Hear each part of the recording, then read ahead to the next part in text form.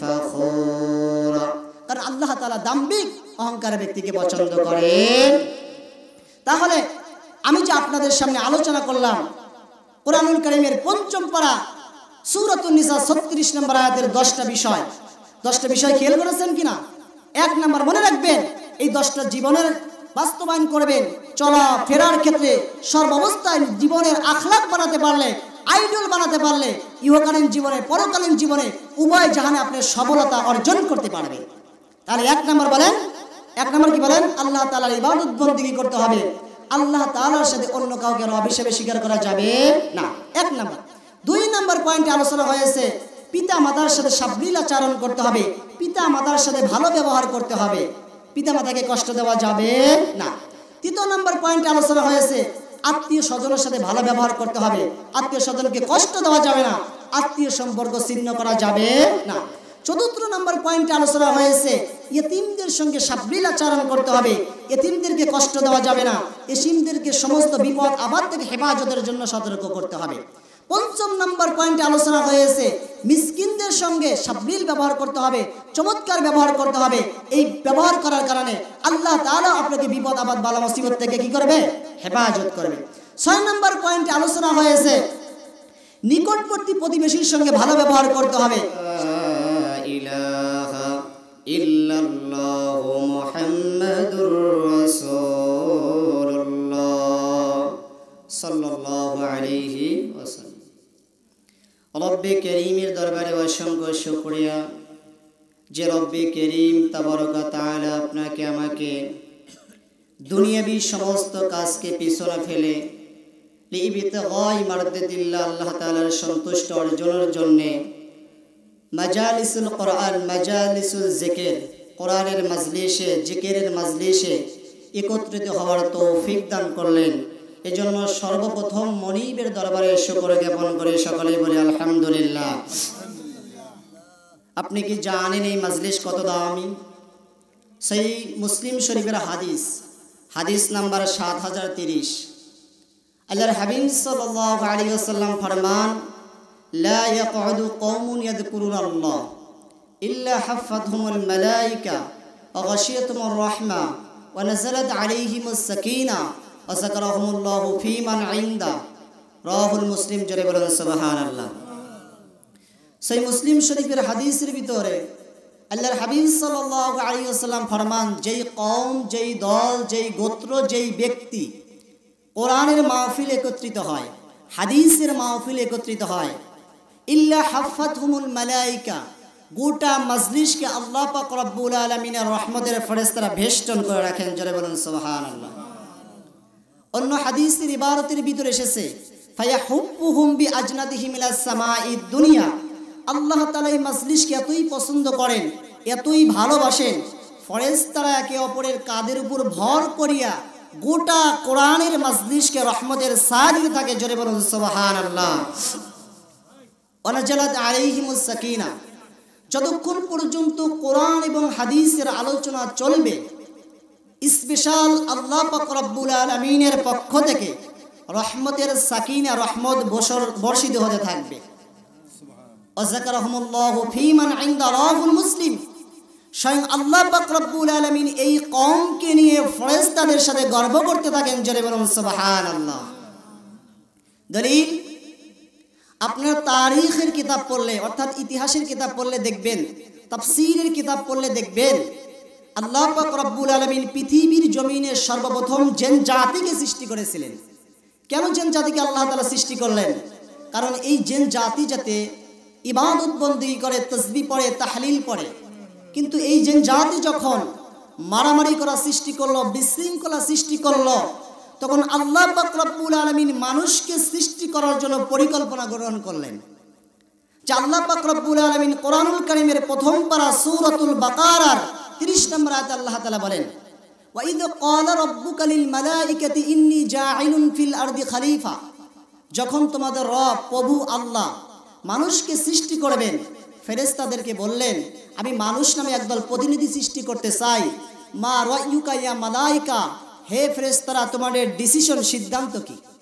ফেরেশতারা বলল, ক্বালু আতাজআলু ফীহা মান ইউফসিদু ফীহা ওয়া ইয়াসফিকুদ দিমা। হে আল্লাহ, আপনি কি এমন একটা প্রতিনিধি, এমন একটা কওমকে সৃষ্টি করতে চান যেই কওমকে সৃষ্টি করলে তারা মারামারি করবে, যেই কওমকে সৃষ্টি করলে তারা দিমাগ রক্তপাত ঘটাবে। যেরকম আপনি ইতিপূর্বে যেন জাতিকে সৃষ্টি করেছিলেন, যেন জাতি মারামারি করেছে, বিশৃঙ্খলা সৃষ্টি করেছে, অরাজ্যতাকে সৃষ্টি করেছে, তারা তো একই কাজ করবে। আপনি মানুষকে সৃষ্টি করার দরকার নাই। আপনি কেন মানুষকে সৃষ্টি করবেন? আপনার ইবাদতের জন্য। অথচ ওয়ানাহনু নুসাব্বিহু বিহামদিকা ওয়া নুকদ্দিসু লাক, আমরা আপনার তাসবিহ পড়ি, তাহলিল পড়ি, প্রশংসা করি, মানুষকে সৃষ্টি করার দরকার নাই। আল্লাহ তাআলা এর জবাবে বললেন, ক্বালা ইন্নী আ'লামু মা লা তা'লামুন, হে ফেরেশতারা দেখো আমি কেন মানুষকে সৃষ্টি করেছি। এই মানুষগুলোর কত ব্যবসা ছিল, এই মানুষগুলোর কত কাজ ছিল, সমস্ত কাজকে পিছনে ফেলে আমি আল্লাহ তাআলার সন্তুষ্ট অর্জনের জন্য আজকে কোরআনের মাহফিল একত্রিত হয়েছে।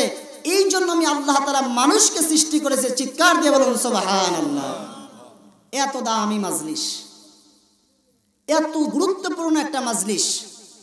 আমি অল্প সময় আলোচনা করব, খুব মনোযোগ সহকারে শুনবেন।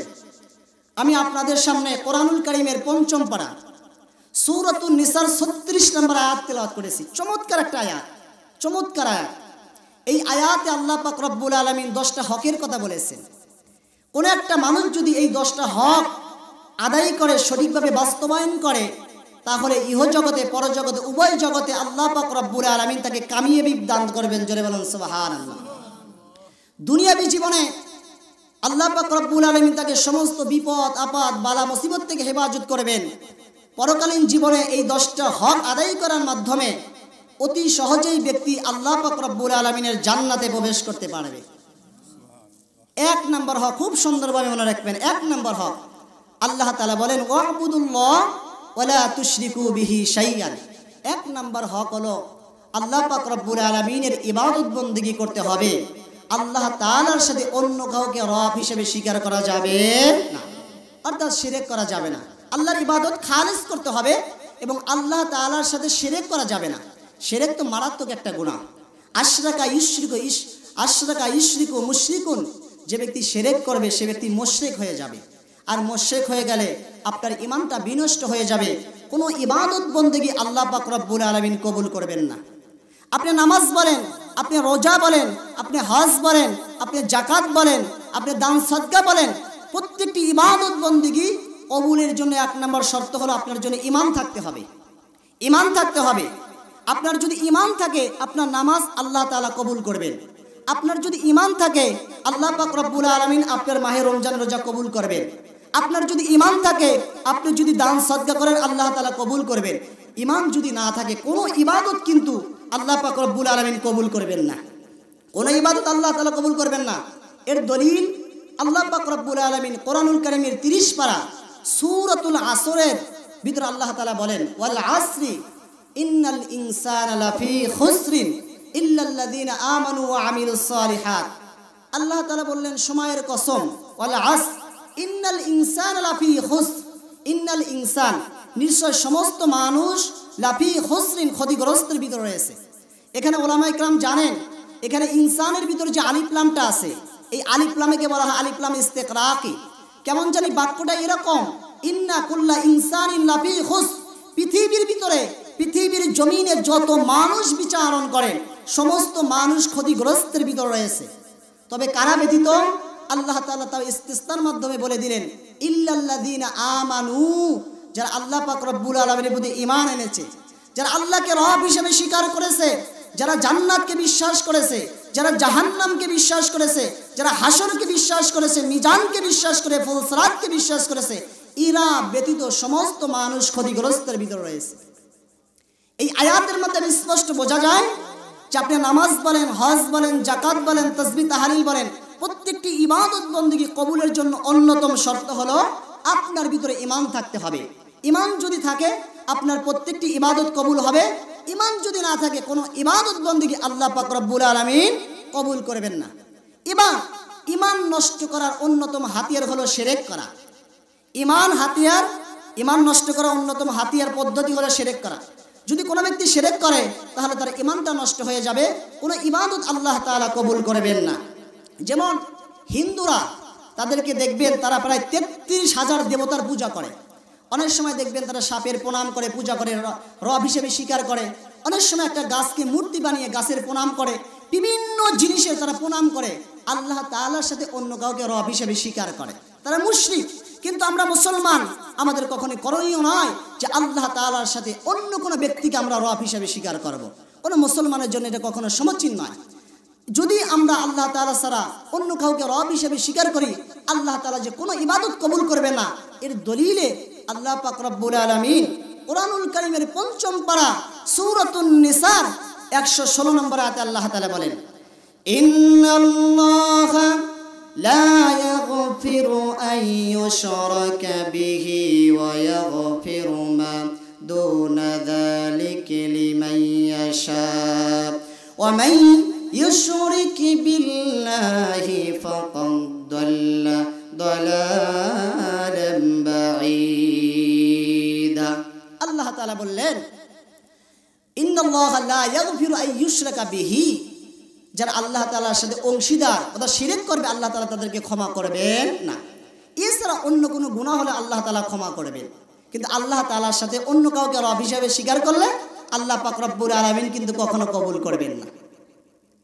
এর আল্লাহ তাআলা কোরআনুল কারীমের ২১ পারা সূরাতুল লোকমানের ভিতরে আল্লাহ তাআলা সুন্দর একটা কিসসা বয়ান করেছেন।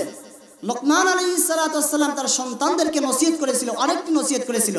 এর ভিতরে একটা সুন্দর নসিহত করেছিল যে আমাদের জীবনে আইডল আদর্শ হিসেবে গ্রহণ করা উচিত। লোকমান আলাইহিস সালাতু ওয়াস সালাম তার সন্তানদেরকে বলেছিলেন, ওয়া ইযা ক্বালা লুকমানু লিবনিহি ওয়া হুয়া ইয়াইদুহু ইয়া বুনাইয়া লা তুশরিক বিল্লাহ ইন্নাশ শিরকা লাযুলমুন আযীম।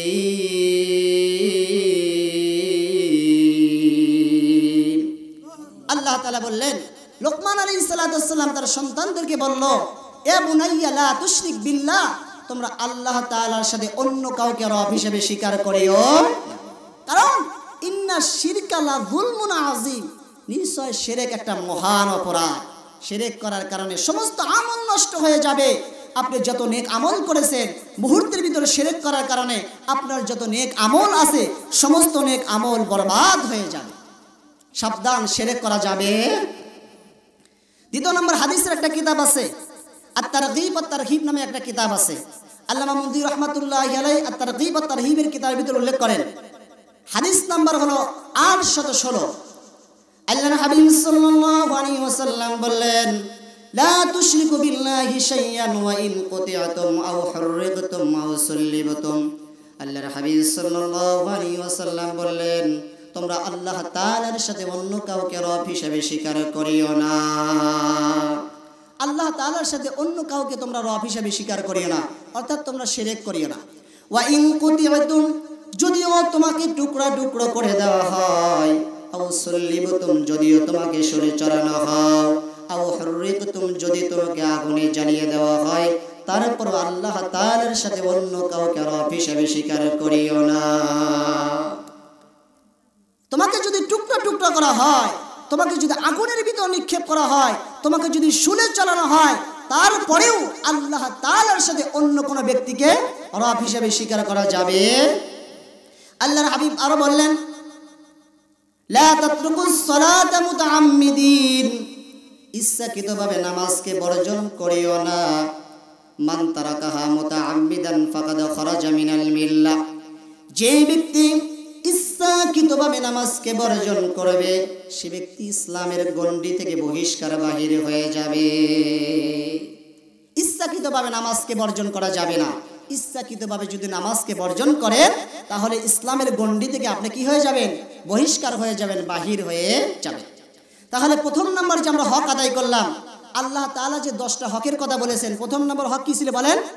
আল্লাহ তাআলার ইবাদত বন্দেগী করতে হবে, আল্লাহ তাআলার সাথে অন্য কাউকে রব হিসেবে স্বীকার করা যাবে না। দ্বিতীয় নম্বর পয়েন্ট আল্লাহ তাআলা বললেন, ওয়াবিল ওয়ালিদাইনি ইহসানা, পিতা মাতার সাথে সদাচরণ করতে হবে, পিতা মাতার সাথে ভালো ব্যবহার করতে হবে, পিতা মাতার সাথে ভালো ব্যবহার করতে হবে। কোরআনুল কারীমের বিভিন্ন আয়াতে দেখবেন আল্লাহ পাক রব্বুল আলামিনের ইবাদত বন্দেগীর পর আল্লাহ পাক রব্বুল আলামিন পিতা মাতার আনুগত্য অনুসরণ করার জন্য বলেছে। যেমনটি আল্লাহ পাক রব্বুল আলামিন কোরআনুল কারীমের 15 পারা সূরাতুল বানি ইসরাঈলের 23 নম্বর আয়াতে আল্লাহ তাআলা বলেন, ওয়াকাদা রাব্বুকা আল্লা তা'বুদু ইল্লা ইয়্যাহু ওয়া বিল ওয়ালিদাইনি ইহসানা। আল্লাহ তাআলা বললেন, ওয়াকাদা রাব্বুকা আল্লা তা'বুদু ইল্লা ইয়্যা। আল্লাহ তাআলা প্রথমে আদেশ করলেন একমাত্র আল্লাহ পাক রব্বুল আলামিনের ইবাদত বন্দেগী করবা। আল্লাহ তাআলার ইবাদত বন্দেগী করার পরে ওয়াবিল ওয়ালিদাইনি ইহসানা, পিতা মাতার সাথে সুন্দর ব্যবহার করবা, পিতা মাতার সাথে সাবলীল আচরণ করবা, এমন সুন্দর আচরণ করবা যার মাধ্যমে পিতা মাতা কখনো যাতে কষ্ট না পায়। এখানে একটা জিনিস মনে রাখতে হবে, আল্লাহ পাক রব্বুল আলামিন কেন ইহসান শব্দকে ব্যবহার করলেন? আল্লাহ তাআলা ইচ্ছা করলে তো এখানে ইনসাফ শব্দকে ব্যবহার করতে পারতেন। এই কারণে কোনো ব্যক্তি বলেছেন আমাদের একটা জিনিস জানা উচিত, একটা হলো জুলুম, একটা হলো ইনসাফ, একটা হলো ইহসান। এই তিনটার ভিতর পার্থক্য কি? মাল ফারকু বাইনাল যুলমি ওয়াল ইনসাফি ওয়াল ইহসান, এর ভিতর পার্থক্য কি? জুলুম বলা হয় কোন ব্যক্তি আপনাকে এক লাঠির মাধ্যমে একটা আঘাত করেছে, উল্টা ওই ব্যক্তিকে এই লাঠি দ্বারা 2টা আঘাত করার নাম হলো জুলুম। কিন্তু ইনসাফ বলা হয় কোন ব্যক্তি আপনাকে 10% উপকার করেছে, এর বিনিময়ে হুবহু 10% উপকার করার নাম হলো ইনসাফ। কোন ব্যক্তি আপনাকে লাঠির মাধ্যমে একটা আঘাত করেছে, হুবহু ওই লাঠির মাধ্যমে অনুরূপ আঘাত করাকে ইনসাফ বলা হয়। কিন্তু ইহসান বলা হয় কোন ব্যক্তি যদি আপনাকে 10% উপকার করে, এর বিনিময়ে একটু হলেও বেশি করতে হবে, 11% উপকার করার নাম হলো ইহসান। কোন ব্যক্তি যদি আপনাকে 20% উপকার করে, এর চাইতে একটু বেশি হলেও আপনাকে উপকার করার নাম হলো ইহসান। প্রয়োজন পড়ে 21% আপনাকে উপকার করার নাম হলো ইহসান। আল্লাহ তাআলা কেন ইনসাফ শব্দকে ব্যবহার না করে ইহসান শব্দকে ব্যবহার করলেন? এর মূল কারণ হলো, দেখেন একটা মা একটা বাবা সন্তানকে কত কষ্ট করে লালন পালন করে। একটা মা 1 নয় 2 নয় 9টি থেকে 10টি মাস পর্যন্ত পেটের ভিতর সন্তানকে লালন পালন করিয়া ভূমিষ্ঠ হওয়ার পর কি মায়ের ব্যথা শেষ হয়ে যায়?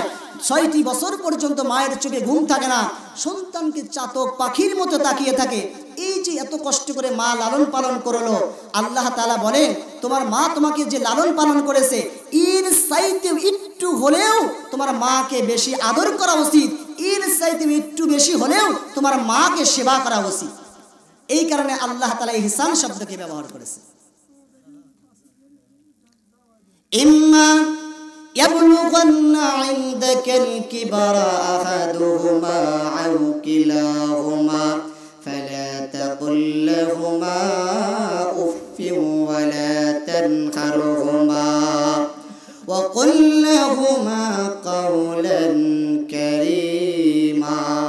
আল্লাহ তাআলা বললেন ইম্মা ইয়াবলুগান্না ইনদাকাল কিবারা আহাদুহুমা, পিতামাতার 2 জনের একজন যখন বার্ধক্য অবস্থায় পৌঁছে যায়, অথবা একজন যখন বার্ধক্য অবস্থায় পৌঁছে যায়, বৃদ্ধ অবস্থায় পৌঁছে যায়, ফালা তাকুল লাহুমা উফ, তোমরা উফ শব্দ ব্যবহার করিও না।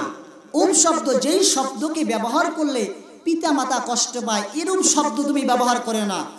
ফালা তাকুল লাহুমা উফ শব্দকে ব্যবহার করো না। ওয়ালা তানহারহুমা, পিতামাতাকে ধমক দিয়ে কথা বলো না। ও কাওলান কারীমা, পিতামাতার সাথে নরম সাবলীল ভাষায় কথা বলো। চলে বলুন সুবহানাল্লাহ। সাবলীল ভাষায় কথা বলতে হবে, নরম ভাষায় কথা বলতে হবে, এমন ভাষায় কথা বলতে হবে যাতে পিতামাতা কোনো কারণে কষ্ট না। তারপরে পিতামাতার জন্য কি করতে হবে আল্লাহ তাআলা তাও বললেন, ওয়াখফিদ লাহুমা জানাহাল যুল্লি মিনার রাহমা ওয়া কুর রাব্বিরহামহুমা কামা রাব্বায়ানি সগীরা। আল্লাহ তাআলা তারপরে বললেন, তারপরে পিতামাতার জন্য রব্বি কারীমের দরবারে দোয়া করতে হবে, ও মালিক আমার পিতামাতা শৈশবে ছোটবেলায় আমাকে যেরকম ভাবে লালন পালন করেছে, আমার পিতা মাতাকে সেরকম ভাবে লালন পালন করে। আমার পিতামাতা ছোটবেলায় যেরকম আমাকে লালন পালন করেছে, আপনিও পিতামাতাকে সেরকম ভাবে লালন পালন করেন। সুনানে তিরমিজি শরীফের হাদিস, দেখেন পিতামাতার কি গুরুত্ব। সুনানে তিরমিজি শরীফের হাদিস নাম্বার 1897। সুনানে আবু দাউদের ভিতরে ইমাম আবু দাউদ রাহমাতুল্লাহি আলাইহি উল্লেখ করেন। মুসনাদে আহমদের ভিতরে ইমাম আহমদ ইবনে হাম্বল রাহমাতুল্লাহি আলাইহি উল্লেখ করেন। বাহাস ইবনে হাকিম রাদিয়াল্লাহু তাআলা বর্ণিত, তিনি বলেন হাদ্দাসানি আবি আন জাদ্দি, আমার পিতা আমাকে বর্ণনা করেছেন আমার দাদা থেকে। আমার দাদা আল্লাহর হাবিব সাল্লাল্লাহু আলাইহি ওয়াসাল্লামকে জিজ্ঞাসা করলেন, মান আবারু, সবচাইতে বেশি সুন্দর ব্যবহার পাওয়ার অধিকার কে? আল্লাহর হাবিব সাল্লাল্লাহু আলাইহি ওয়াসাল্লাম বললেন, উম্মুকা, তোমার মা। তিনি আবার জিজ্ঞাসা করলেন, সুম্মা মান, তারপরে কে? আল্লাহর হাবিব বললেন, উম্মুকা, তোমার মা। তিনি আবার জিজ্ঞেস করলেন, সুম্মা মান, তারপরে কে? তিনি আবার বললেন, উম্মুকা, তোমার মা। তিনি আবার জিজ্ঞেস করলেন, সুম্মা মান, তারপরে কে? তিনি বললেন, আবাকা, তোমার পিতা। সুম্মা আকরাব ফাল আকরাব, তারপর নিকটবর্তী আত্মীয় স্বজন। হাদিসের মাধ্যমে স্পষ্ট বোঝা যায় পিতার চাইতে মায়ের অধিকার 3 গুণ বেশি। পিতার চাইতে মায়ের অধিকার 3 গুণ বেশি। কারণ মা কষ্ট করেছে, একটা সন্তানকে এরকম ভাবে গর্ভে ধারণ করেছে। ভূমিষ্ঠ হওয়ার আগ পর্যন্ত মা কত কষ্ট করেছে, ভূমিষ্ঠ হওয়ার পরও এই মা কত কষ্ট করেছে। বিধায় পিতার চাইতে মায়ের হক 3 গুণ বেশি। আল্লাহর হাবিব সাল্লাল্লাহু আলাইহি ওয়াসাল্লাম হাদিসের ভাষায় স্পষ্ট করে বললেন। সুনানে তিরমিজি শরীফের হাদিস, সহিহ মুসলিম, সহিহ বুখারী শরীফের হাদিসের ভিতরে এসেছে। সহিহ বুখারী হাদিস নাম্বার 7534, সহিহ মুসলিম শরীফের হাদিস নাম্বার 262। আর আব্দুল্লাহ ইবনে মাসউদ রাদিয়াল্লাহু তাআলা আনহুমা قال سألت النبي সাল্লাল্লাহু আলাইহি ওয়াসাল্লাম, আমি আল্লাহর হাবিবকে জিজ্ঞাসা করলাম, আইয়ুল আমাল হাব্বু ইলাল্লাহ, কোন আমলটা আল্লাহ তাআলার কাছে অধিক পছন্দনীয়? আল্লাহর হাবিব সাল্লাল্লাহু আলাইহি ওয়াসাল্লাম বললেন, as-salatu liwaqtiha, সময় মতো নামাজটাকে আদায় করা আল্লাহ তাআলার কাছে সবচাইতে পছন্দনীয়। সময় মতো নামাজটাকে আদায় করা আল্লাহ তাআলার কাছে সবচাইতে পছন্দনীয় আমল। এখন সলে মুকদ্দার সময় মতো নামাজটা আদায় করার দ্বারা কি বুঝলেন আপনি? যেমন ধরে নেন, জোহরের নামাজ শুরু হয় কখন বলেন? জাওয়ালুশ শামস, দ্বিপ্রহর, প্রায় 12টার দিকে জোহরের নামাজের ওক্ত শুরু হয়। জোহরের নামাজের সর্বশেষ ওক্ত ইনদা আবি হানিফা রাহমাতুল্লাহি আলাইহির নিকটে প্রত্যেক জিনিসের ছায়া যখন দ্বিগুণ হবে, অর্থাৎ আপনি যখন রাস্তা দিয়ে চলবেন আপনার ছায়া যখন দ্বিগুণ হবে, একটা গাছ আছে, এই গাছের ছায়া যখন দ্বিগুণ হবে, তখন জোহরের ওক্ত শেষ, আসরের ওক্ত শুরু। এই যে জোহরের নামাজ ওক্তের ভিতরে আপনাকে জোহরের নামাজটাকে আদায় করতে হবে। এইটুকু সময়ের ভিতরে যদি জোহরের নামাজ আদায় করেন, আপনার জিম্মা থেকে জোহরের নামাজ সাকেত রহিত হয়ে যাবে। এর আগে যদি জোহরের নামাজ আদায় করেন আপনার নামাজ হবে না, এর পরে যদি আদায় করেন আপনাকে কাদার নিয়ত করতে হবে। এই সময়ের ভিতরে জোহরের নামাজটাকে আদায় করতে হবে। এই কারণেই আল্লাহ তাআলার কাছে সবচেয়ে পছন্দনীয় আমল হলো সময় মতো নামাজটাকে কি করা? আদায় করা। সুনানে তিরমিজি শরীফের হাদিস, হাদিস নাম্বার 1075, আল্লাহর হাবিব সাল্লাল্লাহু আলাইহি ওয়াসাল্লাম বলেন, আলী রাদিয়াল্লাহু তাআলা আনহুকে ডাক দিয়ে বলেন, ইয়া আলীউন সালাসুন লা তুআখিরুহা, হে আলী, 3টা জিনিসকে তুমি বিলম্ব করিও না। ইয়া আলী, 3টা জিনিসকে তুমি বিলম্ব করিও না। as-সালাত ইযা আতাত, যখন নামাজের সময় হয়ে যায় এদিকে ওদিকে টেনশন না করে সরাসরি মসজিদে প্রবেশ করে নামাজটাকে আদায় করে নাও। ওয়াল জানাজাতু ইযা হাদারাত, যখন কোন ব্যক্তি মারা যায় সঙ্গে সঙ্গে দাফন কাফনের ব্যবস্থা করিয়ে দাও। ওয়াল আইয়ুমু ইযা ওয়াজাদাত লাহা কুফওয়ান, কোন বিধবা মহিলা যখন মারা যায়, কোন বিধবা মহিলার যখন উপযুক্ত পাত্র পাওয়া যায়, কোন বিধবা মহিলার যখন উপযুক্ত পাত্র পাওয়া যায় সঙ্গে সঙ্গে তারা বিবাহের ব্যবস্থা করিয়ে দাও, সঙ্গে সঙ্গে তারা বিবাহের ব্যবস্থা করিয়ে দাও। ইয়া আলী, 3টা জিনিসকে কখনো বিলম্ব করো না। এর ভিতরে প্রথম অংশ হলো as-সালাত ইযা আতাত, যখন নামাজের সময় আসবে এদিকে ওদিকে খেয়াল না করে সরাসরি নামাজটাকে আদায় করা আল্লাহ তাআলার কাছে অধিক বেশি পছন্দনীয়। সুনানে তিরমিজি শরীফের হাদিস, হাদিস নাম্বার 1901 নম্বর হাদিসের ভিতর আল্লাহর হাবিব সাল্লাল্লাহু আলাইহি ওয়াসাল্লাম ডাক দিয়ে বললেন, আলা উহাদ্দিসুকুম বিআকবারিল কাবাইর, ক্বালু বালা ইয়া রাসূলুল্লাহ।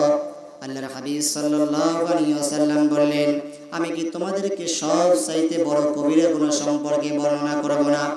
সাহাবা کرام রাদিয়াল্লাহু তাআলা আনহু বললেন, ক্বালু বালা ইয়া রাসূলুল্লাহ, হে আল্লাহর হাবিব আপনি অবশ্যই আমাদেরকে অবহিত করবেন। আল্লাহর হাবিব বললেন, আল ইশরাক বিল্লাহ, সবচাইতে বড় কবিরা গুনাহ হলো আল্লাহ তাআলার সাথে শিরক করা। 2 নম্বর উকুকুল ওয়ালিদাইন, পিতা মাতার কথাকে অমান্য করা, পিতা মাতার অবাধ্য হওয়া। 3 নম্বর শাহাদাতুজ জুর, মিথ্যা সাক্ষ্য প্রদান করা। 4 নম্বর কাউলুজ জুর, মিথ্যা কথা বলা। আল্লাহর হাবিব বলেন সবচাইতে বড় কবিরা গুনাহ হলো 4টি। 1 নম্বর আল্লাহ তাআলার সাথে অন্য কাউকে শরীক করা, 2 নম্বর পিতামাতার কথাকে অমান্য করা, 3 নম্বর হলো শাহাদাতুজ জুর, মিথ্যা সাক্ষ্য দেওয়া, 4 নম্বর হলো কাউলুজ জুর, মিথ্যা কথা বলা। এগুলো সবচেয়ে বড় কবিরা। এখানে একটা সওয়ালে মুকদ্দার আপনাকে সুন্দরভাবে বুঝতে হবে। সগীরা গুনাহ আল্লাহ তাআলা নেক আমলের মাধ্যমে maaf করে দেন, কিন্তু কবিরা গুনাহ কিন্তু আল্লাহ তাআলা নেক আমলের মাধ্যমে maaf করেন না। আহলে সুন্নাত ওয়াল জামাতের আকীদা, কবিরা গুনাহ মাফের জন্য তওবা শর্ত, কিন্তু সগীরা গুনাহ মাফের জন্য তওবা শর্ত না। নেক আমলের মাধ্যমে আল্লাহ তাআলা সগীরা গুনাহ maaf করে দেন। এর দলিল আল্লাহ তাআলা কোরআনুল কারীমের 11 পারা সূরাতুল হুদের 114 নম্বর আয়াতে আল্লাহ তাআলা বলেন, আকিমিস সালাতা তারাফাইন নাহারি ওয়া যুলফাম মিনাল লাইল ইন্নাল হাসানাতি ইউযহিবানাস সাইয়্যাত। আল্লাহ তাআলা বললেন, আকিমিস সালাত, নামাজকে কায়েম করো, নামাজটা পড়ো দিনের শুরুর 2টা অংশে এবং রাত্রির শুরুর 2টা অংশে। মুফাসসিরগণ আয়াতের তাফসীর স্পষ্ট বলেছেন, সেদিন দিনের শুরুর 2টা অংশ বলতে এখানে আল্লাহ তাআলা বোঝায়, একটা হলো ফজর এবং জোহর, দ্বিতীয় অংশ হলো আসর। রাতের শুরুর 2টা অংশ বোঝায়, একটা হলো মাগরিব এবং ইশার। 5 ওয়াক্ত নামাজ পড়ার কারণে ইন্নাল হাসানাতি ইউযহিবুনাস সাইয়্যাত, 5 ওয়াক্ত নামাজ পড়ার কারণে আপনার ভিতরে যে বদ আমলগুলো আছে সমস্ত বদ আমলগুলোকে আল্লাহ তাআলা পুত পবিত্র করে দিবে। সমস্ত বদ আমলগুলোকে পুত পবিত্র করে দিবেন। লাকড়ির ভিতরে আগুন জ্বালালে দেখবেন যেরকম লাকড়ি পুড়ে সারখার হয়ে যায়, এরকম 5 ওয়াক্ত নামাজ পড়ার কারণে আপনার ভিতরে যে বদ আমলগুলো আছে এই সমস্ত বদ আমলগুলোকে আল্লাহ রাব্বুল আলামিন পুত পবিত্র পরিষ্কার করে দিবেন। জোরে বলেন সুবহানাল্লাহ। পুত পবিত্র পরিষ্কার করে দিবেন। 3 নম্বর আল্লাহর হাবিব সাল্লাল্লাহু আলাইহি ওয়াসাল্লাম সুনানে তিরমিজি শরীফের হাদিস নাম্বার 1905, আল্লাহর হাবিব সাল্লাল্লাহু আলাইহি ওয়াসাল্লামের সাহাবী আবী হুরায়রা রাদিয়াল্লাহু তাআলা আনহু থেকে বর্ণিত, তিনি বলেন, ক্বালা রাসূলুল্লাহ সাল্লাল্লাহু আলাইহি ওয়াসাল্লাম, সালাসু দাওয়াতিন মুস্তাজাবাত, 3 ব্যক্তির দোয়া এমন আছে যেই 3 ব্যক্তির দোয়া আল্লাহ পাক রব্বুল আলামিন অটোমেটিক কবুল করে নেন। লা শাক্কা ফীহি, এতে কোনো সন্দেহ নাই। 1 নাম্বার দাওয়াতুল মাজলুম ব্যক্তি যখন দোয়া করে, কোন জালিমের জন্য যখন মাজলুম ব্যক্তি দোয়া করবে, সঙ্গে সঙ্গে মাজলুম ব্যক্তির দোয়াকে আল্লাহ তাআলা কবুল করে নেন।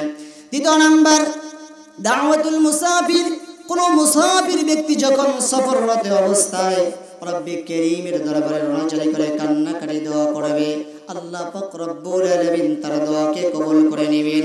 ওয়া দাওয়াতুল ওয়ালিদি আলা ওয়ালাদিহি, কোন পিতামাতা যখন সন্তানের জন্য দোয়া করবে, আল্লাহ পাক রব্বুল আলামিন অটোমেটিক কবুল করে নেন। সাবধান, পিতামাতার সাথে অসৎ আচরণ করা যাবে না।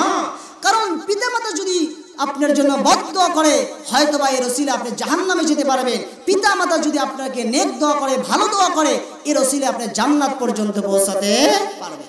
এই কারণে সর্বদা উচিত পিতামাতার সাথে সাবলীল সুন্দর আচরণ করা।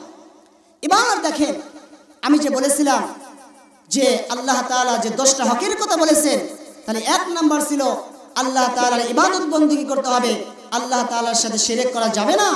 2 নাম্বার পিতামাতার সাথে সুন্দর বা সাবলীল আচরণ করতে হবে। 3 নাম্বার আল্লাহ তাআলা বলেন নিকটবর্তী আত্মীয় স্বজনের সাথে ভালো ব্যবহার করতে হবে। অবিদিল কুরবা, নিকটবর্তী আত্মীয় স্বজনের সাথে ভালো ব্যবহার করতে হবে। যেমন সুনানে তিরমিজির ভিতরে ইমাম তিরমিজি রাহমাতুল্লাহি আলাইহি উল্লেখ করেছেন, সহিহ বুখারীর ভিতরে ইমাম বুখারী রাহমাতুল্লাহি আলাইহি উল্লেখ করেছেন, সহিহ মুসলিমের ভিতরে ইমাম মুসলিম রাহমাতুল্লাহি আলাইহি উল্লেখ করেছেন, আল্লাহর হাবিব বলেন লা ইয়াদখুলুল জান্নাতা কাতিউন, আত্মীয় ছিন্নকারী কখনো জান্নাতের ভিতরে প্রবেশ করবে না। লা ইয়াদখুলুল জান্নাতা কাতিউন, আত্মীয় ছিন্নকারী, যে ব্যক্তি আত্মীয় সম্পর্ককে ছিন্ন করে সেই ব্যক্তি কখনো জান্নাতে প্রবেশ করবে। মুসনাদে আহমদ একটা হাদিসের কিতাব আছে, এই হাদিসের কিতাবের ভিতরে প্রায় 40,000 হাদিস আছে। কয় হাজার হাদিস বলেন? 40,000 হাদিস আছে। এর ভিতরে 19 নম্বর খণ্ডের 12,072 নম্বর হাদিসের ভিতর আল্লাহর হাবিব সাল্লাল্লাহু আলাইহি ওয়াসাল্লামের সাহাবী আনাস রাদিয়াল্লাহু তাআলা বলেন, আনাস রাদিয়াল্লাহু তাআলা আনহু قال قال رسول الله صلى الله عليه وسلم لا تقاطعوا ولا تباغضوا ولا تدابروا ولا تحاسدوا وكونوا عباد الله إخوانا। আল্লাহর হাবিব বলেন লা তাকাতাউ, এক নাম্বার তোমরা আত্মীয় সম্পর্ক ছিন্ন করবা না। লা তাকাতাউ, আত্মীয় সম্পর্ক ছিন্ন করবা না। ওয়ালা তাবাগরু, একে অপরের সাথে বিদ্বেষ করবা না। ওয়ালা তাদাবারু, একে অপরের দোষ চর্চা করবে না। ওয়ালা তাহাসাদু, একে অপরের সাথে হিংসা বিদ্বেষ করবে না। ও কুনু ইবাদাল্লাহ, তোমরা পরস্পর একে অপরের আল্লাহ তাআলার ইবাদতের মধ্যে ভাই স্বরূপ হয়ে যাবা। ওয়ালা ইয়াহিল্লু লিল মুসলিম আন ইয়াহদুরা আখাহু ফাওকা সালাস, আল্লাহর হাবিব ফরমান কোন মুসলমানের জন্য হবে। 5 নম্বরে আল্লাহ তাআলা বললেন ওয়াল মাসাকিন, এবং মিসকিনের সঙ্গে ভালো ব্যবহার করতে হবে। এখন সওয়ালে মুকাদ্দার একটা প্রশ্ন জাগে, ইয়তীম এবং মিসকিনের ভিতর পার্থক্য কি? মাল ফারকু বাইনাল ইয়তীম ওয়াল মিসকিনের ভিতর পার্থক্য কি? ফুকাহা کرام তাদের ফিকহি কিতাবের ভিতর লেখে, নাবালেগ সন্তানের যদি পিতা মারা যায় তাকে ইয়তীম বলা হয়, আর মিসকিন বলা হয় যার বাসস্থান নাই এবং দুমুঠো খানা খাবে এরকম খাদ্যও নাই, এই ব্যক্তিকে মিসকিন বলা হয়। কিন্তু ইয়তীম যার বাসস্থান আছে, থাকার জায়গা আছে, দুমুঠো খাদ্য খাওয়ার মতো তার শক্তি আছে, এই ব্যক্তিকে ইয়তীম বলা হয়। ইয়তীমের আল্লাহ পাক রব্বুল আলামিন কোরআনুল কারীমের বিভিন্ন জায়গায় ইয়তীমদের সঙ্গে সদাচরণ করতে বলেছেন, ভালো আচরণ করতে বলেছেন, সাবলীল ব্যবহার করতে বলেছেন, যেমনটি আল্লাহ তাআলা এই আয়াতে বলেছেন। আবার আল্লাহ তাআলা দেখবেন কোরআনুল কারীমের 30 পারা সূরাতুদ দোহার ভিতরে আল্লাহ তাআলা বলেছেন ওয়াদ-দুহা ওয়াল-লাইলি ইযা সাজা মা ওয়াদ্দা'আকা রাব্বুকা ওয়া মা ক্বালা ওয়ালাল আখিরাতু খায়রুল লাকা মিনাল উলা ওয়ালাসাওফা ইউ'তিকা রাব্বুকা ফাতারদা আলম ইয়াজিদিকা ইয়াতীমান ফাআওয়া। আল্লাহ তাআলা বললেন আলম ইয়াজিদিকা ইয়াতীমান ফাআওয়া, হে নবী আমি কি আপনাকে ইয়তীম অবস্থায় পাইনি? ফাআওয়া, অতঃপর আমি আল্লাহ তাআলা আপনাকে আশ্রয় দিয়েছি, আমি আল্লাহ তাআলা আশ্রয় দিয়েছি। আয়াতের মাধ্যমে বোঝা গেল আল্লাহর হাবিব সাল্লাল্লাহু আলাইহি ওয়াসাল্লাম ইয়তীম ছিলেন, ইয়তীম সন্তান ছিলেন। আপনারা তারিখের কিতাব পড়লে দেখবেন, ইতিহাসের কিতাব, যে রাসূল সাল্লাল্লাহু আলাইহি ওয়াসাল্লামের মা আমিনা যখন রাসূল সাল্লাল্লাহু আলাইহি ওয়াসাল্লাম তার মায়ের ভিতরে মায়ের সন্তানের 6 মাস অবস্থা, মায়ের গর্ভরত অবস্থায় 6 মাস, তখন রাসূল সাল্লাল্লাহু আলাইহি ওয়াসাল্লামের পিতা আব্দুল্লাহ দুনিয়া থেকে বিদায় গ্রহণ করে পরজগতের মেহমান হয়ে যান। রাসূল সাল্লাল্লাহু আলাইহি ওয়াসাল্লাম যখন দুনিয়াতে ভূমিষ্ঠ হলেন ইয়তীম অবস্থায়, আদম সবিউল্লাহ থেকে শুরু করে কিয়ামতের আগ পর্যন্ত যত মানুষ আসবে সবচেয়ে শ্রেষ্ঠ মানুষ ছিলেন মুহাম্মদ রাসূলুল্লাহ সাল্লাল্লাহু আলাইহি ওয়াসাল্লাম। এই রাসূল সাল্লাল্লাহু আলাইহি ওয়াসাল্লাম ইয়তীম অবস্থায় দুনিয়াতে এসেছে। রাসূল সাল্লাল্লাহু আলাইহি ওয়াসাল্লামের যখন বয়স 6 বছর, তার মা আমিনা দুনিয়া থেকে বিদায় গ্রহণ করে চলে যান। এই ইয়তীম সন্তানকে কে লালন পালন করবে, কে দেখাশোনা করবে, এরকম ভাবে তারিখের কিতাবের ভিতর লেখে তার দাদা আব্দুল মুত্তালিব তাকে এরকম ভাবে দেখাশোনা করা শুরু করলো। পরবর্তীতে তার দাদা মারা যাওয়ার পরে তার চাচা তাকে দেখাশোনার দায়িত্ব লালন পালনের ব্যবস্থা গ্রহণ করলো। দেখেন রাসূল সাল্লাল্লাহু আলাইহি ওয়াসাল্লাম ইয়তীম ছিলেন, ইয়তীম থাকা সত্ত্বেও আল্লাহ পাক রব্বুল আলামিন তাকে বিপদ আপদ বালা মুসিবত থেকে হেফাজত করেছেন। আপনার আমি ইয়তীম হলে অসহায় হওয়ার কিছু কারণ নাই, ভয় পাওয়ার কিছু কারণ নাই। আল্লাহকে যদি ভয় করতে পারি, আল্লাহ তাআলা আপনাকে আমাকেও এরকম ভাবে সাহায্য করবে। কিন্তু শর্ত হলো ইয়তীম হয়েছে কিন্তু আল্লাহকে ভয় করতে হবে। যেরকম আল্লাহ তাআলা কোরআনুল কারীমের 28 পারা সূরাতুত তালাকের 2 থেকে 3 নম্বর আয়াতে আল্লাহ তাআলা বলেন, ওয়া মান ইয়াত্তাকিল্লাহ ইয়াজআল লাহু মাখরাজান ওয়া ইয়ারযুকহু মিন হাইসু লা ইয়াহতাসিব। আল্লাহ তাআলা বলেন, ওয়া মান ইয়াত্তাকিল্লাহ, যে ব্যক্তি আল্লাহ পাক রব্বুল আলামিনকে ভয় করবে, ইয়াজআল লাহু মাখরাজান, আল্লাহ তাআলা তার জন্য বিভিন্ন রাস্তাকে সহজ করে দিবে। ওয়া মান ইয়াত্তাকিল্লাহ, যে ব্যক্তি আল্লাহকে ভয় করবে, আল্লাহ তাআলা তার জন্য বিভিন্ন রাস্তাকে সহজ করে দিবে। তা আপনি এখন ইতিম হয়েছেন, আল্লাহকে ভয় করেন। আল্লাহকে ভয় করবেন কিভাবে? 5 ওয়াক্ত নামাজ পড়েন, মাহে রমজানের রোজা রাখেন, ইবাদত বন্দেগী করেন, সৎ পথে চলেন, অন্যায় থেকে নিজেকে কন্ট্রোল করে বিরত রাখেন। এইভাবে ভয় করলে ওয়া ইয়ারযুকহু মিন হাইসু লা ইয়াহতাসিব, আল্লাহ তাআলা আপনাকে রিজিক প্রদান করবে, কোথা থেকে আপনি ধারণাও করতে পারবেন না। চিৎকার দিয়ে বলুন সুবহানাল্লাহ। আল্লাহ তাআলা বলেন, ওয়া মান ইয়াতাওয়াক্কাল আলাল্লাহ ফাহুয়া হাসবুহু, যে ব্যক্তি আল্লাহ তাআলার উপর ভরসা করবে, আল্লাহ পাক রব্বুল আলামিন তার জন্য যথেষ্ট হয়ে যাবে। আপনি ইতিম হয়ে, মিসকিন হয়ে আফসোস করার কোনো বিষয় নাই। আল্লাহকে ভয় করেন, মনোযোগের সাথে ইবাদত বন্দেগী করেন, 5 ওয়াক্ত নামাজ পড়েন, মাহে রমজানের রোজা রাখেন, ইবাদত বন্দেগীতে লিপ্ত হয়ে যান। আল্লাহ তাআলা সমস্ত বিপদ আপদ বালা মুসিবত থেকে হেফাজত করবে আল্লাহ। যেরকম রাসূল সাল্লাল্লাহু আলাইহি ওয়াসাল্লামকে আল্লাহ তাআলা ইতিম অবস্থায় হেফাজত করেছে, আপনাকে আল্লাহ তাআলা ইতিম অবস্থায় হেফাজত করবে। তবে শর্ত হলো আল্লাহকে কি করতে হবে বলেন? ভয় করতে হবে। যদি আল্লাহকে ভয় করতে পারে, আপনাকে আল্লাহ তাআলা হেফাজত করবে। তারপরে সেই মুসলিম শরীফের হাদিস 2556 অর্থাৎ 2556 নম্বর হাদিসের ভিতরে আল্লাহর হাবিব ফরমান, মান লাম ইয়ারহাম লা ইউরহাম, যে ব্যক্তি মানুষের প্রতি সদাচরণ ভালো ব্যবহার করে না, সুন্দর সাবলীলাচরণ করে না, লা ইউরহাম, আল্লাহ তাআলা তার সাথে সাবলীল সুন্দর ব্যবহার করে না। এই কারণে মানুষের সঙ্গে ভালো ব্যবহার করেন, সুন্দর আচরণ করেন, মানুষকে বিপদ আপদ বালা মুসিবত থেকে হেফাজত করেন, দেখবেন আল্লাহ পাক রব্বুল আলামিন আপনাকে বিপদ আপদ বালা মুসিবত থেকে হেফাজত করবে, বিপদ আপদ বালা মুসিবত থেকে হেফাজত করবে। সুনান তিরমিজি শরীফের হাদিস নাম্বার 1917, আল্লাহর হাবিব ফরমান, মান কবাদা ইয়াতীমান বাইনাল মুসলিমিন ইলা তুআমিহি ওয়া শারাবিহি আদখালাহুল্লাহুল জান্নাতাল বাত্তাতা, যে ব্যক্তি এতিম কোন সন্তানকে লালন পালন করবে, তার বাসস্থানের ব্যবস্থা করবে, তার খাবারের ব্যবস্থা করবে, তার পানির ব্যবস্থা করবে, তার সমস্ত বিষয়ের জিম্মাদার হবে, আদখালাহুল্লাহুল জান্নাতাল বাত্তাতা, আল্লাহ তাআলা অবশ্যই ব্যক্তিকে জান্নাতে প্রবেশ করাবেন। আদখালাহুল্লাহুল জান্নাতাল বাত্তাতা, আল্লাহ তাআলা অবশ্যই তাকে জান্নাতে প্রবেশ করাবেন। যারা বলেন সুবহানাল্লাহ। হাদিসটা হাসান পর্যায়। ইমাম তিরমিজি রাহমাতুল্লাহি আলাইহি সুনানে তিরমিজির ভিতর নিয়ে এসে বলেন, হাদা হাদিসুন হাসানুন গরীবুন, এই হাদিসটা হাসান পর্যায়। ইমাম নাসিরউদ্দিন আলবানী রাহমাতুল্লাহি আলাইহি খোদ নাসিরউদ্দিন আলবানী হাদিসটাকে হাসান পর্যায়ে বলেছে।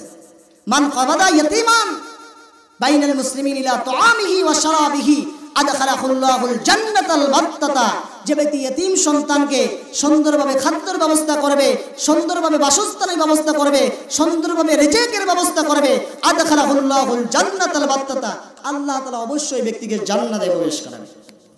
এই কারণে আমাদের উচিত ইতিম সন্তানদের সাথে সাবলীল আচরণ করা, ভালো ব্যবহার করা। তাদের যদি বাসস্থানের ব্যবস্থা করে দিতে পারি, আল্লাহ তাআলা নিজ জিম্মায় আপনাকে আমাকে জান্নাতে প্রবেশ করাবে। জেনে বলুন সুবহানাল্লাহ।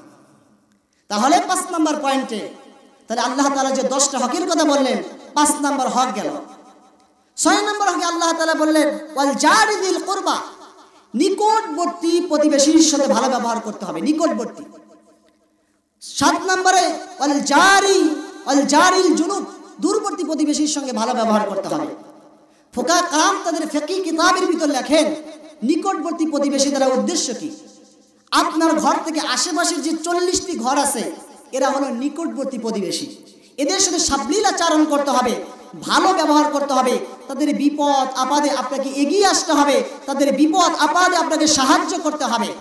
আল জারু হাক্কু বিসাকাবিহি, হাদিসের ভিতরে এসেছে নিকটবর্তী প্রতিবেশী তো অধিক হকদার। সমস্ত ক্ষেত্রে আপনি বিপদে পড়েছেন, অপর প্রতিবেশী আপনাকে বিপদ থেকে রক্ষা করবে। আপনি কোনো সমস্যায় আক্রান্ত হয়েছে, অপর প্রতিবেশী আপনাকে হেফাজত করবে। আল জারু হাক্কু বিসাকাবিহি, প্রতিবেশী তো সব চাইতে অধিক হকদার। তাহলে নিকটবর্তীর মেয়াদ কতটুকু পড়ে দিই। ফোকা কালাম তাদের ফিকহি কিতাবের ভিতর লেখেন, তার বাড়ি থেকে 40 ঘর, আশেপাশে 40 ঘর পর্যন্ত নিকটবর্তী প্রতিবেশী, এই প্রতিবেশীর সাথে সাবলীল ব্যবহার করতে হবে, সুন্দর আচরণ করতে হবে। আর এই 40 ঘর ছাড়া অন্য অন্য যে ঘরগুলো আছে এগুলোকে বলা হয় দূরবর্তী প্রতিবেশী। এদের সঙ্গে ভালো ব্যবহার করতে হবে, সাবলীল আচরণ করতে হবে, নরম মিজাজে কথা বলতে হবে, আল্লাহ তাআলার ওয়াহদানিয়াতের দিকে দাওয়াত দিতে হবে, নামাজের জন্য দাওয়াত দিতে হবে, রোজার জন্য দাওয়াত দিতে হবে, হালাল পথে চলার জন্য উৎসাহিত করতে হবে, হারাম থেকে বেঁচে থাকার জন্য তাদেরকে আদেশ করতে হবে। 8 নম্বরে আল্লাহ তাআলা বললেন ওয়াসাহিবি বিল জামবি। ওয়াসাহিবি বিল জামবি শব্দের অর্থ হলো ঘনিষ্ঠ সহচর, তার সঙ্গে ভালো ব্যবহার করতে হবে। ঘনিষ্ঠ সহচর দ্বারা উদ্দেশ্য হলো বন্ধু, যাদেরকে ইংলিশে বলা হয় ফ্রেন্ড, মানে বন্ধুর সঙ্গে ভালো ব্যবহার করতে হবে, সাবলীল ব্যবহার করতে হবে এবং তাদেরকে আল্লাহ তাআলার ওয়াহদানিয়াতের দিকে দাওয়াত দিতে হবে। যেমনটি আল্লাহ তাআলা অন্য আয়াতে বলেন, ওয়ামান আহসানু কাওলাম মিম্মান দাআ ইলাল্লাহ ওয়া আমিলা সালিহান ওয়া ক্বালা ইন্নানি মিনাল মুসলিমিন।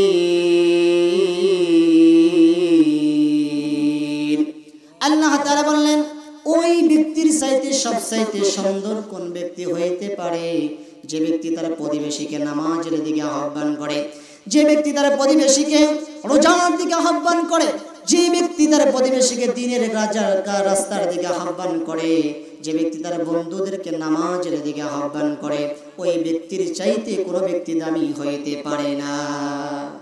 যে ব্যক্তি তার বন্ধুকে নামাজের দিকে আহ্বান করে, আল্লাহ তাআলার ওয়াহদানিয়াতের দিকে আহ্বান করে, ইবাদতের দিকে আহ্বান করে, ওই ব্যক্তি হলো সব চাইতে দামি।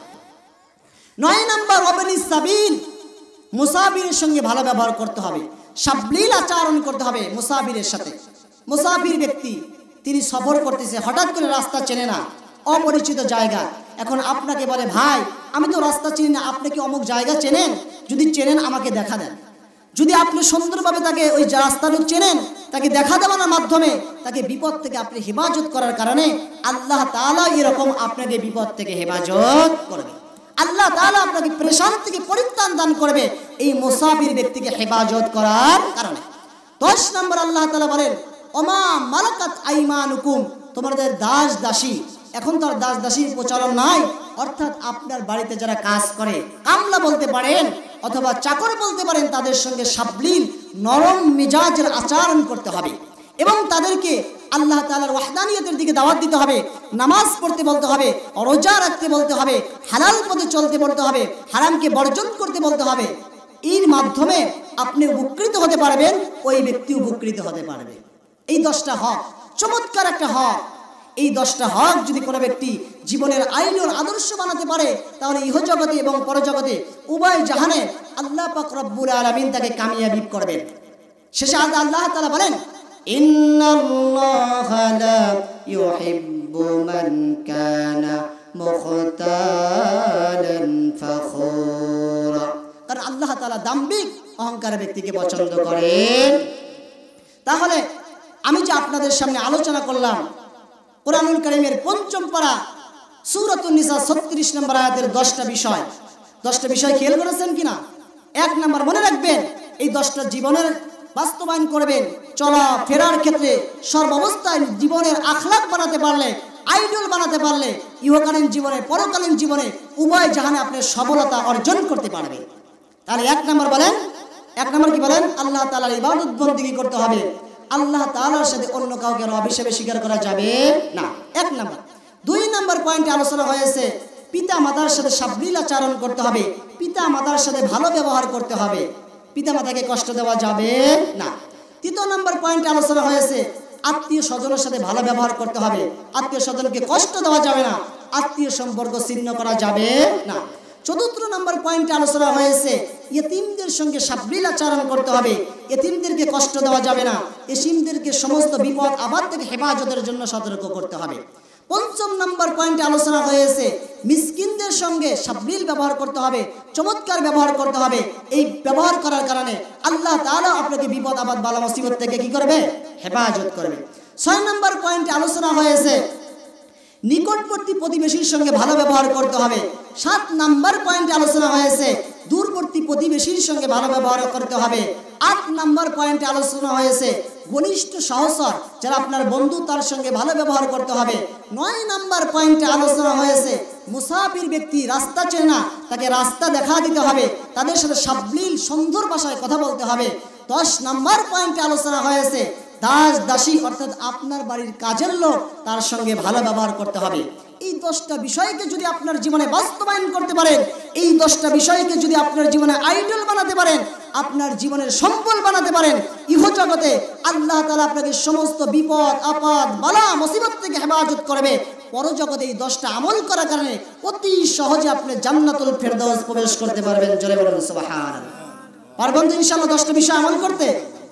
আমার আলোচনায় 10টা বিষয় সম্পর্কে শেষে একটা হাদিস বলে আমি শেষ করে দেব।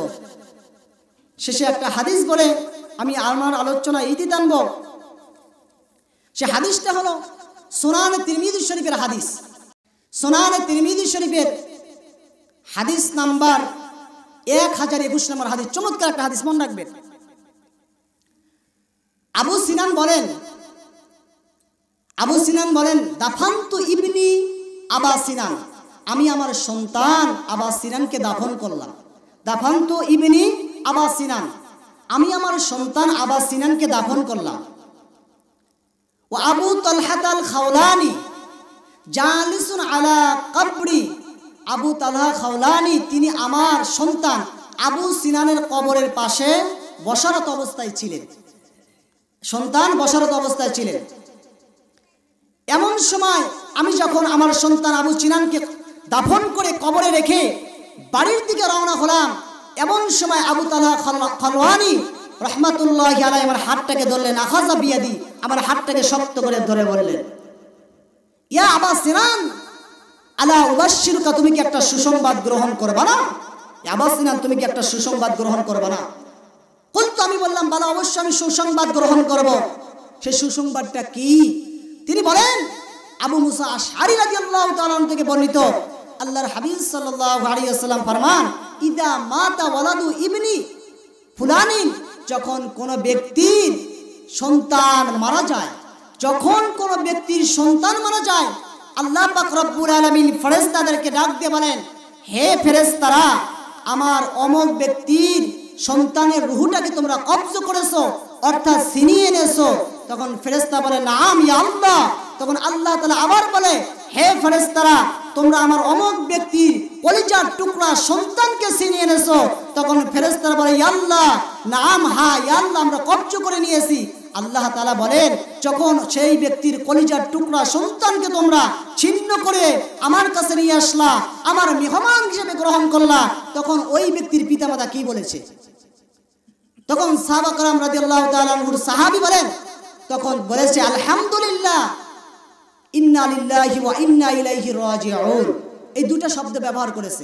ফেরেশতারা বলেন, ইয়া আল্লাহ, যখন সেই ব্যক্তির সন্তানকে আমরা কবজ করে নিলাম, তখন সেই ব্যক্তি আলহামদুলিল্লাহ বলেছে, ইন্না লিল্লাহি ওয়া ইন্না ইলাইহি রাজিউন বলেছে। আল্লাহ তাআলা বলেন, ওই পিতার জন্য জান্নাতের ভিতরে একটা বাড়িকে নির্মাণ করে দেন। জোরে বলেন সুবহানাল্লাহ। এবং সেই বাড়িকে নামকরণ করে দেন বাইতুল হামদ, মানে প্রশংসিত বাড়ি, বাইতুল হামদ। এই হাদিসের মাধ্যমে স্পষ্ট বোঝা যায়, কোন ব্যক্তির যদি পুত্র সন্তান হোক, মেয়ে সন্তান হোক, যদি মারা যায়, সে ব্যক্তি ধৈর্য ধারণ করে এবং আল্লাহ তাআলার শুকরিয়া জ্ঞাপন করে যে আল্লাহ তাআলা সম্পদ দিয়েছিলেন, আল্লাহ তাআলাই নিয়েছেন, আল্লাহ তাআলা দুনিয়াতে পাঠিয়েছিলেন ক্ষণস্থায়ী জীবনের জন্য, আল্লাহ তাআলাই নিয়েছেন, আমি আল্লাহ তাআলার শুকরিয়া আদায় করলাম, ইন্না লিল্লাহি ওয়া ইন্না ইলাইহি রাজিউন বললাম। আল্লাহ তাআলার সাথে সাথে তার জন্য জান্নাতের ভিতরে বাড়িকে নির্মাণ করে দেন। এই কারণেই আমরা জানি, আমার রাজা চাচা আঙ্কেল, তার সন্তান বিগত কয়েকদিন আগে রোড অ্যাক্সিডেন্টে আক্রান্ত হয়ে আল্লাহ পাক রব্বুল আলামিনের মেহমান হয়ে দুনিয়া থেকে বিদায় গ্রহণ করে পরজগতের আসামি হয়েছে। এই কারণে আমরা তার জন্য দোয়া করব যে আল্লাহ তাআলা রাজা চাচাকেও যেন এই জান্নাতের ভিতরে বাইতুল হাম নামক ব্যবস্থা স্থান থেকে জান্নাতের বাসিন্দা করিয়ে দেয়। এবং আরো দোয়া করবো আল্লাহ তাআলা যাতে তার সন্তানকে, মানুষ ভুল করতেই পারে, সমস্ত ভুলের ঊর্ধ্বে নয়, আল্লাহ তাআলার সন্তানকে জান্নাতের যাতে উচ্চ মাকাম দান করে। এখন আমরা ইস্তেগফার করি, আস্তাগফিরুল্লাহ রাব্বি মিন কুল্লি জামবি ওয়া আতুবু ইলাইহি লা হাওলা ওয়ালা কুওয়াতা ইল্লা বিল্লাহিল আলিয়্যিল আযীম। আস্তাগফিরুল্লাহাল্লাযী লা ইলাহা ইল্লা হুয়াল হাইয়ুল কাইয়্যুম আতুবু ইলাইহি লা হাওলা ওয়ালা কুওয়াতা ইল্লা বিল্লাহিল আলিয়্যিল আযীম।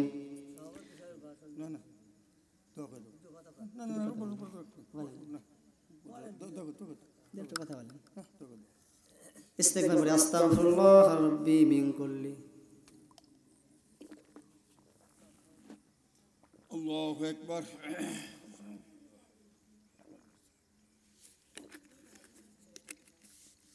সূরা ফাতিহা পড়ি 3 বার। আউযু বিল্লাহি মিনাশ শাইতানির রাজিম। আলহামদুলিল্লাহি রাব্বিল আলামিন। ইহদিনাস সিরাতাল মুস্তাকিম গায়রিল মাগদুবি আলাইহিম ওয়া লাদ। আস্তাগফিরুল্লাহ আস্তাগফিরুল্লাহ লা হাওলা ওয়ালা কুওয়াতা ইল্লা বিল্লাহ। সূরা ইখলাস পড়ি 3 বার। আউযু বিল্লাহি মিনাশ শাইতানির রাজিম। قل هو الله احد الله الصمد قل هو الله احد الله الصمد لم يلد قل هو الله احد الله الصمد لا حول ولا قوة الا بالله لا اله الا انت سبحانك اني كنت من الظالمين اللهم امين درك রিয়া মানুষাল্লাহ বানাইয়া কেমনে দিবা জাহান্নামে ফারাইয়া কেমনে দিবা জাহান্নামে ফারাইয়া ربنا ظلمنا أنفسنا وإن لم تغفر لنا وترحمنا لنكونن من الخاسرين رب اشرح لي صدري ويسر لي أمري واحلل عقدة من لساني يفقه قولي وبك نستعين يا مستعان اللهم إني أعوذ بك من فتنة عذاب القبر اللهم إني أعوذ بك من فتنة مسيح الدجال اللهم إني أعوذ بك من فتنة فجاة الموت أفوض أمري إلى الله والله بصير بالعباد يا مقلب القلوب ثبت قلبي على دينك يا مقلب القلوب ثبت قلبي على دينك يا رب العالمين বিশাল আসমানের নিচে জমিনের উপরে আপনার কিতিবয় বান্দানির কোরআনের মাজলিসে অনুষ্ঠিত হয়েছে রে আল্লাহ। আল্লাহ দয়া করে মায়া করে আজকের মাজলিসে যেই পরিমাণ সওয়াব হয় সমস্ত সওয়াব কি দ্বিগুণ বৃদ্ধি করে সর্বপ্রথম সাইয়্যিদুল মুরসালিন খাতামান নবীন রাহমাতাল লিল আলামিন রওজা মুবারকে আপনি সবটুকু পৌঁছাইয়া দেন। খোলাফায়ে রাশিদিন সিদ্দিকিন আশরাফুল মুবাশশিরিন জান্নাতুল বাগী জান্নাতুল মাওলা উহুদ বদর সিলফিন তাবুকের যুদ্ধে যেই সকল সাহাবারা নিজের শরীরের তাজা রক্ত দিন কায়েমের জন্য ঢেলে প্রত্যেকটি সাহাবীদের কবরকে আপনি জান্নাতের উচ্চ মাকাম দান করেন। আল্লাহ দয়া করে মায়া করে তাদের উসিলা করে আপনি আমাদের জীবনের গুনাহ মাফ করে দেন। আল্লাহ জীবনে কত গুনাহ করেছি, এমন গুনাহ করেছি নিজের বিবি পর্যন্ত জানে না, জীবনে এমন গুনাহ করেছি নিজের প্রতিবেশী পর্যন্ত জানে না। নিজের প্রতিবেশী যদি আমাদের গুনার খোঁজ খবর জানতো আমাদেরকে সমাজ থেকে বের করে দিত। আল্লাহ আপনার সত্তার নামের ওসিলায় যেরকম দুষ্টটিকে গোপন করেছেন কিয়ামতের ময়দানে এরকম ভাবে আমাদের দুষ্টটিকে গোপন করিয়ে। আল্লাহ দয়া করে মায়া করে প্রত্যেকটি অবস্থায় আপনার ইবাদত বন্দেগী করার তৌফিক দান করেন। 5 ওয়াক্ত নামাজ আমাদের সঙ্গে আদায় করার তৌফিক দান করেন। ইয়া আল্লাহ, আজকে কোরআনুল কারীমের পঞ্চম পারা সূরাতুন নিসার 36 নম্বর আয়াত নিয়ে আলোচনা হলো। ইয়া আল্লাহ, 10টা বিষয় আমাদের প্রত্যেককে আমলের জিন্দেগি হিসেবে পরিণত করার তৌফিক দান করিয়ে দাও। ইয়া আল্লাহ, খাস করে যেই বাড়িতে হাত তুলেছি মাহফিলের ব্যবস্থা করলো, ইয়া আল্লাহ আমার চাচা রাজা আঙ্কেল, ইয়া আল্লাহ তার সন্তান কয়েকদিন আগে আল্লাহ দুনিয়া থেকে বিদায় গ্রহণ করে রোড অ্যাক্সিডেন্টে আপনারা মেহমান হিসেবে স্বাগতম দিয়েছে রে আল্লাহ। আল্লাহ দয়া করে মায়া করে তার সন্তানের কবরকে জান্নাতের উচ্চ মাকাম দান করে। আল্লাহ জানি না আল্লাহ মানুষ ভুল করতেই পারে, মানুষ ভুলের ঊর্ধ্বে নয়। আপনি রহিম, আপনি রহমান, আপনি গফুর, আপনি গফফার। আপনার সমস্ত সিফাতি নামের ওসিলায় আল্লাহ ইউসুফের কবরকে জান্নাতের উচ্চ মাকাম দান করিয়ে দাও। আল্লাহ আপনি তাকিয়ে দেখেন আল্লাহ রাজা আঙ্কেলের কত ধৈর্য। আল্লাহ তার এক এক করে 2টা সন্তানকে আপনি মেহমান হিসেবে স্বাগতম হিসাবে নিয়েছেন রে আল্লাহ। আল্লাহ দয়া করে মায়া করে আল্লাহ পিতা আছে মা আছে দুনিয়াতে, তারপর সন্তানরা চলে গেলে পিতার কলিজা কেমন জানি ছিঁড়ে যায়, মায়ের কলিজা কেমন জানি ছিঁড়ে যায়। আল্লাহ পিতা থাকা অবস্থায় আল্লাহ মা থাকা অবস্থায় সন্তান যখন বিদায় গ্রহণ করে পিতার কলিজাটা ছিঁড়ে যায়, মার কলিজাটা ছিঁড়ে যায়। আল্লাহ দয়া করে মা করে পিতা থাকা অবস্থায় যখন সন্তান জীবিত চলে দিন সন্তান থাকে, আল্লাহ সন্তানের কেমন লাগে। আল্লাহ সন্তানগুলো এতিম হয়ে গিয়েছে। আল্লাহ দয়া করে মায়া করে আল্লাহ আপনারা মেহমান হিসেবে গিয়েছেন, দয়া করে মায়া করে তারা কবরকে জান্নাতের উচ্চ মাকাম দান করিয়ে দেন। জান্নাতুল ফিরদাউস আপনি নসিবের মেহমান বানিয়ে দেন। আল্লাহ খাস করে আল্লাহ ইউসুফ ভাই তার স্ত্রীকে রেখে গিয়েছে, 3টা সন্তানকে রেখে গিয়েছে। আল্লাহ দয়া করে মায়া করে আপনি কুদরতি হাতে তাদের জিম্মাদার হেফাজতের দায়িত্ব গ্রহণ করিয়ে নেন। আল্লাহ তাদের লালন পালনের ব্যবস্থা নিজ জিম্মায় আপনি নিয়ে নেন।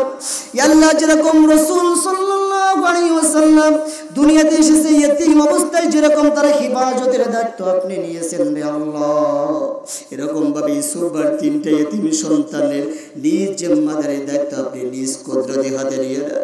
আল্লাহ সমস্ত বিপদ বালা মুসিবত থেকে আপনি তাদেরকে হেফাজত করেন।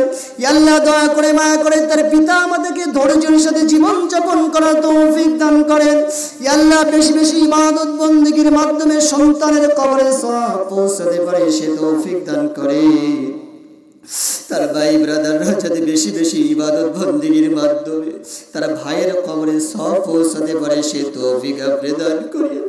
আল্লাহ দয়া করে মায়া করে বিবি যত আমল করবে, পিতা মাতা যত আমল করবে, সমস্ত সওয়াব সন্তানের আমল নামায় পৌঁছে যেতে পারে সে তৌফিক আপনি দান করিয়ে দেন। আল্লাহ দয়া করে মায়া করে আল্লাহ এই মা কত কষ্ট করে সন্তানকে লালন পালন করেছিল, 1 নয় 2 নয় 9টি থেকে 10টি মাস পর্যন্ত সন্তানকে পেটের ভিতর লালন পালন করিয়া এত কষ্ট করে মা সন্তানকে ভূমিষ্ঠ করার পর শুধু মায়ের কষ্ট শেষ হয়ে যায় না। আল্লাহ এই মা ভূমিষ্ঠ হওয়ার পর যখন সন্তানের দিকে একবার তাকায়, মায়ের 9টি 10টি ব্যথা 10টি মাসের ব্যথা কেমন জানি মুহূর্তের ভিতরে গলিয়ে যায়। আল্লাহ তারপরে এই মা সন্তানকে চাতক পাখির মতো 9টি থেকে 10টি বছর পর্যন্ত থেকে লালন পালন করেছে। সেই সন্তানকে আল্লাহ পিতা মাতার কলিজা থেকে আপনি টান দিয়ে ছিনিয়ে নিয়েছেন রে আল্লাহ। আল্লাহ দয়া করে মায়া করে ইউসুফ ভাইয়ের কবরকে আপনি জান্নাতের উচ্চ মাকাম দান করুন। আল্লাহ দেখেন তার পিতা হাত পেতেছে, তার স্ত্রী হাত পেতেছে, তার ভাইরা হাত পেতেছে রে আল্লাহ। যার হাত কবুল হয় তার হাতের ওসিলায় ভাইয়ের জীবনের গুনাহ মাফ করে দাও, তার হাতের ওসিলায় তার জীবনের গুনাহ মাফ করিয়ে দাও। তার হাতের ওসিলায় যার হাত পছন্দ হয় তার হাতের ওসিলায় তার আযাবুল কবরকে মাফ করে দিয়ে জান্নাতুল ফিরদাউস নসিব করে। আল্লাহ দয়া করে মায়া করে ফাঁসর মিজান পৌঁছিনার সমস্ত ঘাটি যাতে সহজেই পার হয়ে আল্লাহ তাআলা তাআলার মেহমান হিসেবে জান্নাতে পৌঁছাতে পারে সে তৌফিক দান করে। আল্লাহ পরিশেষে একটা দোয়া করে, মালিক পিতামাতা যখন রাত্রিতে ঘুমিয়ে যাবে, ঘুমের স্বপ্নে যদি সন্তান যদি এসে ডাকতে বলে, আব্বা, আপনাদের মাহফিলের কারণে, আপনার দোয়া করার কারণে, মা আম্মুর দোয়া করার কারণে আল্লাহ তাআলা আমাকে মাফ করে দিয়ে জান্নাতুল ফেরদাউস নসিব করে দিয়েছে। या रब बता हमको तेरी राह किस तरफ